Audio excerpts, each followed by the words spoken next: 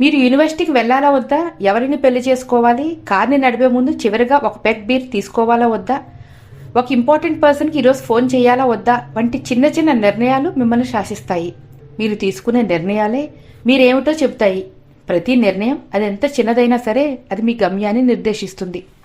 అయితే నిర్ణయాలు జిత్తులు మారే లక్షణాన్ని కలిగి ఉంటాయి. ఒక్కోసారి మీ విజయాన్ని పక్కదారి పట్టిస్తాయి.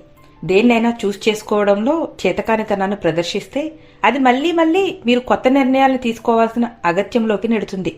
సాధారణంగా కొత్త నిర్ణయాలు కాంప్లికేటెడ్గా ఉంటాయి. అయినా సరే మీ దారిలో ఎదురైన ప్రతిదాన్ని యాక్సెప్ట్ చేసేవారిగా మాత్రం మారవద్దు. మిమ్మల్ని ఎప్పుడైనా ఏనుగు కరిచిందా? కరవలేదు కదా. ఏనుగు దగ్గర ఎంతైనా మనం జాగ్రత్తగానే ఉంటాం. కానీ మనందరినీ దోమలు విచ్చలవిడిగా కొడతాయి. ఎందుకంటే దోమ చిన్న ప్రాణి, మనం అంతగా పట్టించుకోము. ఇదిగో ఇలాగే చిన్న చిన్న విషయాలంటూ వేటినైతే కొట్టి పారేస్తూ ఉంటారో అవే మిమ్మల్ని కరుస్తూ